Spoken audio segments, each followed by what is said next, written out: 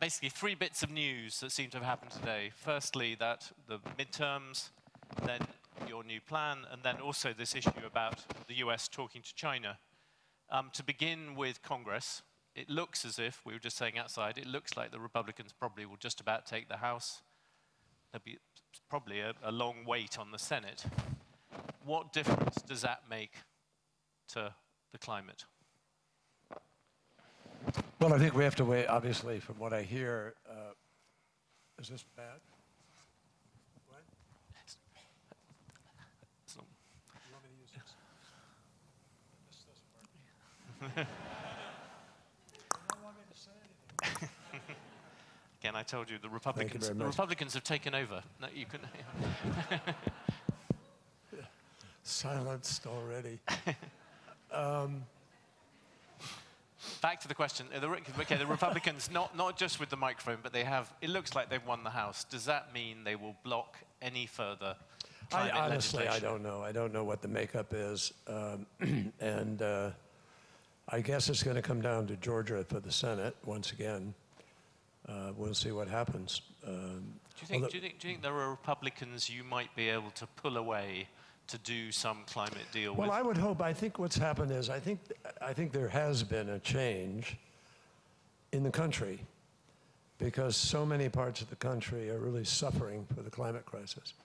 I mean, you've got massive Dust Bowl in Oklahoma and wind challenges. You have the Colorado River and Lake Mead, Lake Powell at levels they haven't been since the 1930s when they were put together, when they were made. And great deal of drought, fires out of control in various parts of the country, floods in other parts of the country, intensive storms. And the intensity of the storms, people are beginning to understand, relates to the fact that 90% of the heating of the planet goes into the oceans, and then the oceans are warming at a record pace, and the moisture rises and goes into the intensity of these storms. And the warmth you know, creates with cold water and so forth, you get this pressure changes that create much higher winds and much more damage. That's the future, folks, unless I mean, no matter what, it's the future for the time being, because we're at 1.1 degrees of warming, and our goal is to limit the warming of the planet to 1.5 degrees Celsius. But we're currently on course to do 2.5, 2.7 over 3. And obviously that's catastrophic. But despite all that, what's interesting is that last year, as you know, Joe Biden said he would deliver, or promised to get $11.4 billion. You haven't got that through. What's in the budget? No, no. You haven't got that through even a Democratic Congress. The way it works, unfortunately, is that whoever the incoming president is gets the budget of the prior president. So Donald Trump zeroed out funding for climate over 4 years. And the last budget he left to Joe Biden is the Biden budget for 2021 when he's sworn in. 2022, this year, is the first budget that President Biden has had, and he's doubled and quadrupled the amount of money that was even put in by President Obama. So currently in the 23 budget for this year is $3 billion for the the promise of 12 billion, no, 12 billion, which the president promised on top of the 11.4. The 12 billion is for the president's emergency plan for adaptation and resilience, 3 billion a year. So that's in the budget. We're working on the money that goes against the 100 billion. The 100 billion will be positively delivered by next year, and the president promised it by 24, because he knew that you have to incrementally raise it with the Congress. You can't get all of it in one fell swoop. It's just not the way the budgeting, unfortunately, works. And particularly on the issue of climate, where you have one party that won't even lend one vote. But do you think that means climate is dead if the Republicans are not? No, I don't think far from climate. Well, it's not in good shape. It's similar to the Monty Python dead parrot. It may not. Some people might claim it's alive, but it's not as a legislative issue. You think it's that bad, man? I'm giving you the chance to agree. This is Bloomberg pessimism. Your boss will not be happy. Yeah, no. Look, let me just put it to everybody bluntly as it is. On the one hand, things are looking very difficult in the long-term curve of where we are in terms of holding 1.5 because we're not moving fast enough. We're not doing enough. I just came from a session on finance where people are beginning to think about what the finance structure will be after 2025, which is when it's up for grabs. And the 100 billion is then sort of old school. That was what it was before, and we come up with a new mechanism. But what's that new mechanism going to be? I mean, the 100 billion was pulled out of the sky in the dead of night by Gordon Brown, who was then Prime Minister of Britain, just to sort of stop the negotiations and get people going home, finish up. And everybody said, well, let's put in 100 billion so that we, can help the nations that need the help to develop. This is the commitment of the rich countries to the poor world. That is correct. Commitment of the developed world to the less developed world in order to help. And it's never been fully given because of the reasons I just described. Barack Obama rushed to get $1 billion in of that right before he left, one of the last things he did, knowing it was going to be cut, and it was. So we've had this fight in the United States over appropriations for foreign things. And for whatever reason, some members of Congress have chosen just not to want to fund anything abroad or anything that has to do with abroad. And you may see that fight somewhat over Ukraine funding, as you've seen. So let's see where that goes. But the bottom line is that the UN report on finance says we need to spend about $2.5 trillion to $4.5 trillion every year for the next 30 years to affect the transition to clean energy economy and save ourselves 1.5. That's how you get 1.5. We're not anywhere near that, obviously. Do you think 1.5 is still possible? Yes, it is still possible, in theory, obviously. And we proved that in Glasgow, where 65% of global GDP of the largest economies in the world, the 20 largest countries, 20 biggest economies, equal 80% of all emissions. And those 20 countries, you saw 65% of that economic effort say that they were going to get on a 1.5 degree path. And indeed, the United States, frankly, is on a 1.5 path. The emissions went up for a bit, but that's partly because of a number of things. COVID, partly because of the war in Ukraine, and so forth. It is not because people were rushing the greening, if you will, of America, which is a false narrative. But the point I'm making is that the 1.5 degrees plan for the U.S. is a legitimate plan, certified to be so by Climate Tracker, by Rhodium, by IEA and others, because we have a 50 to 52% reduction in emissions by 2030.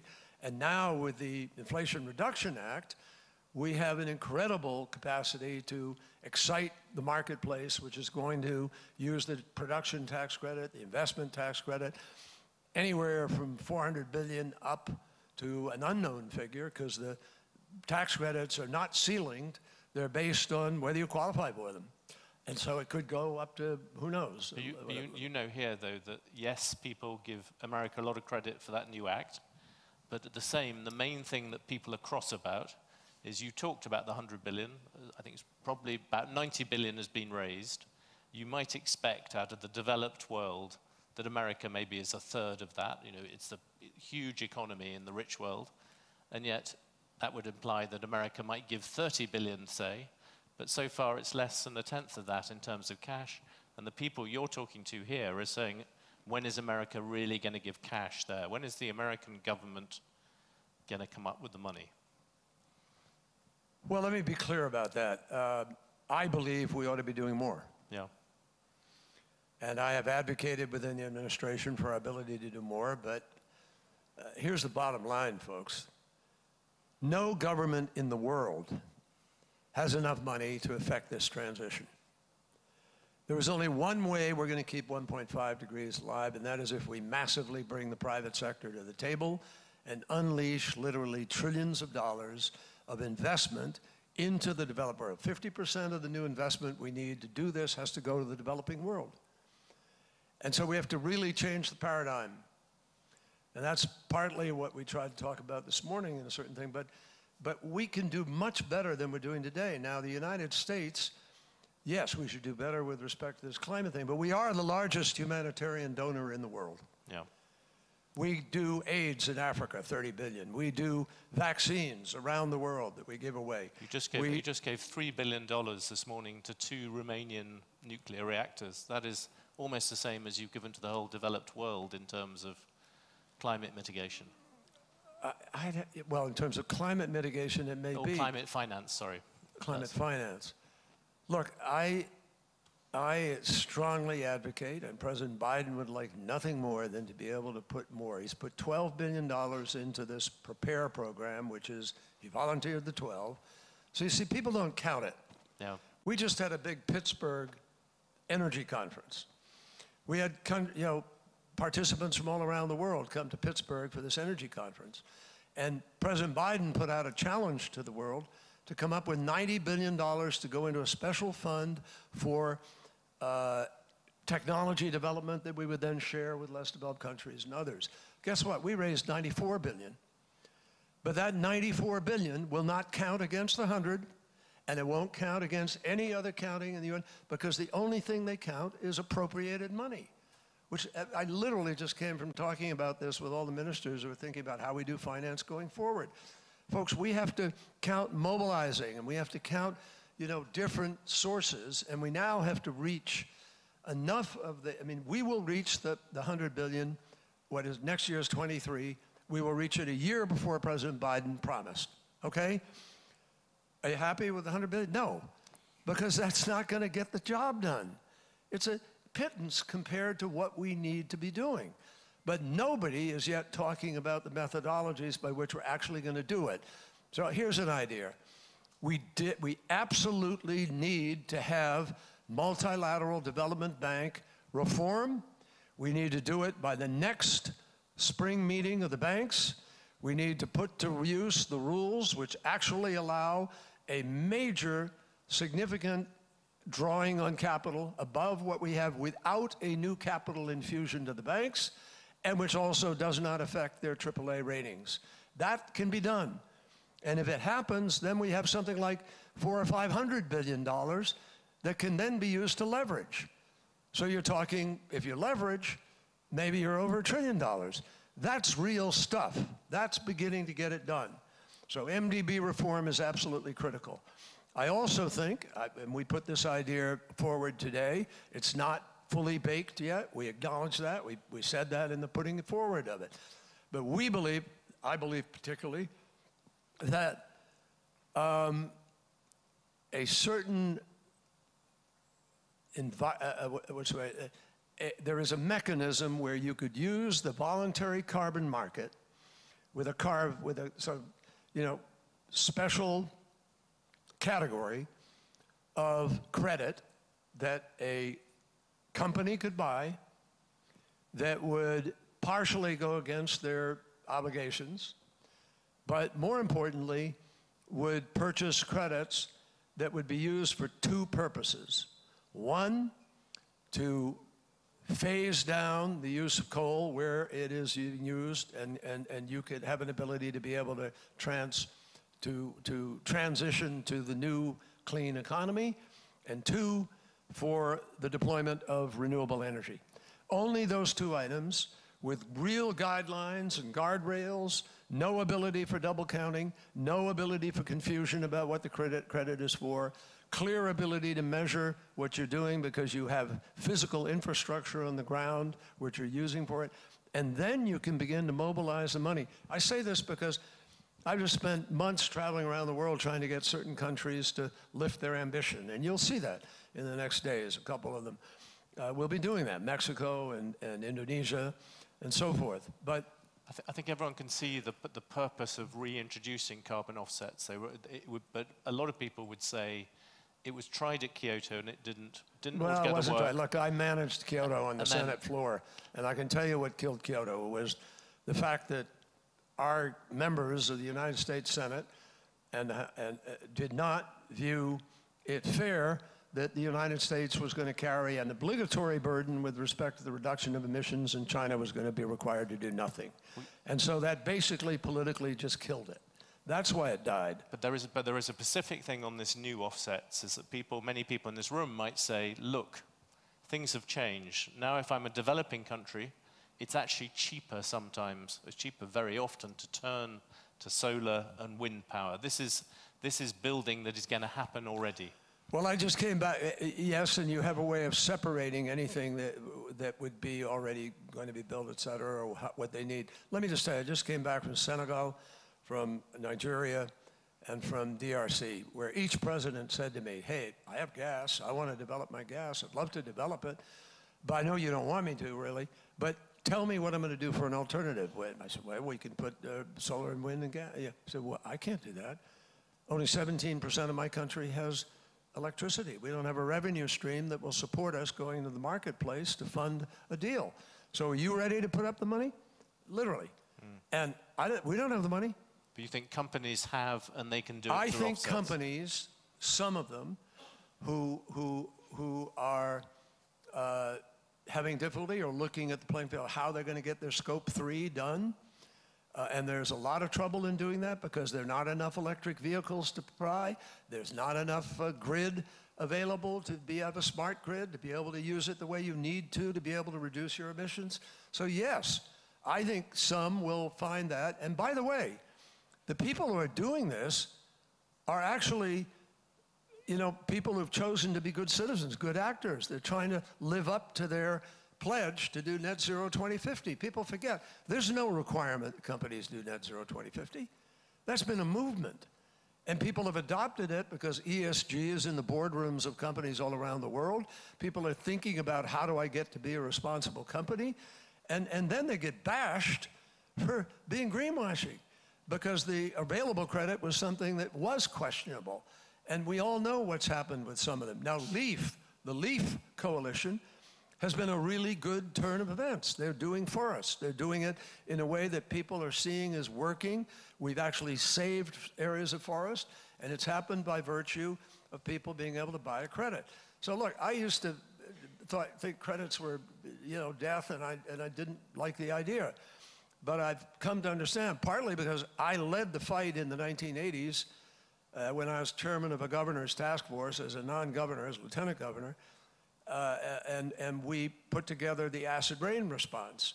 And that's when Cap and Trade was born, because we took it from the American Enterprise Institute, conservative entity, which had designed a market-based solution to the problem of sulfur. And guess what? It worked. We saved it. You don't hear about acid rain now. And there's trading in the marketplace. So I believe we should believe in the power of that to be able to, with appropriate guardrails, and look, all you get the credit for is if you actually close coal or transition coal to renewable and then put out renewables. Every part of that is measurable. There's no faking it. And you don't get your credit till it's done. So we need to stop thinking in a way that we're stuck in the past. We need trillions of dollars. We have a crisis. And the choice, let me just finish on this. Yeah. This is a stark choice. It really is. If you want to keep 1.5, you better figure out a way to deploy the money to reduce the emissions.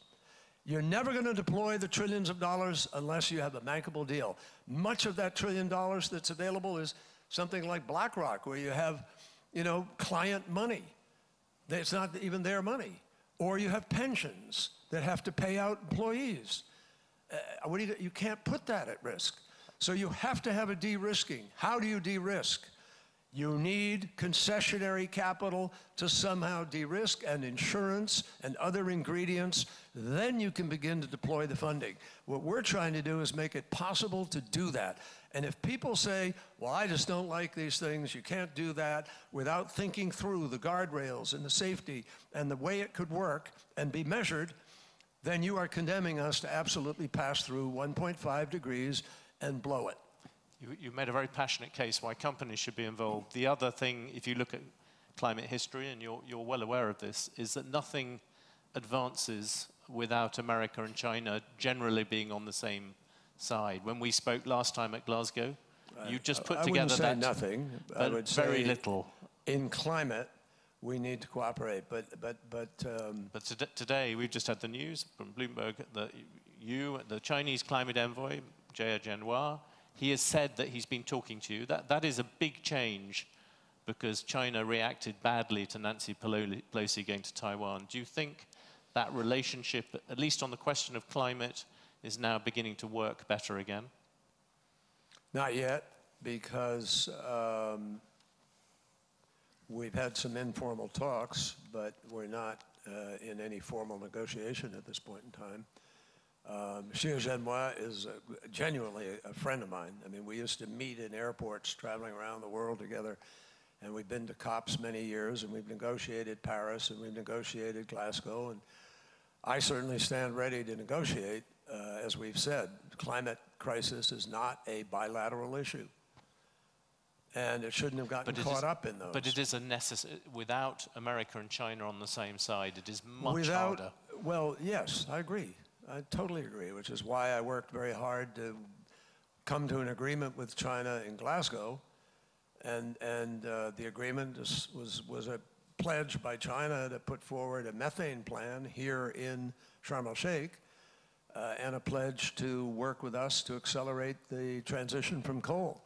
Regrettably, that got interrupted. Xi Jinping and I had a terrific meeting at Davos in the May meeting.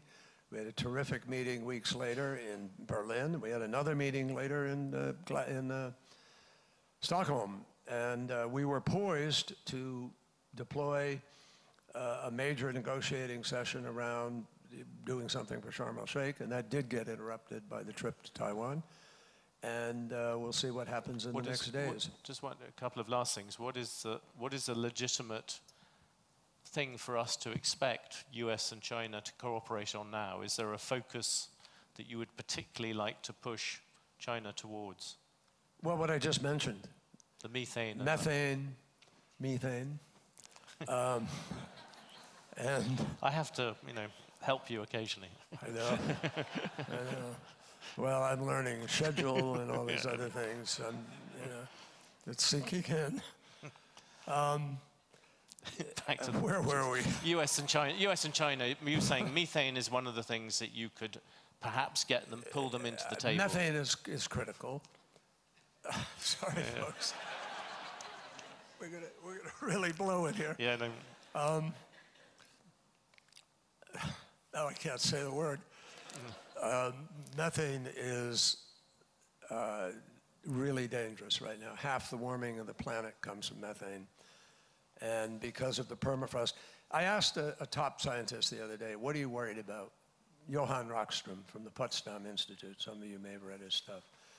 And I really respect his work and what he does. And he said there are 5 things that I'm really worried about. He said, I think there may be 5 tipping points we've passed.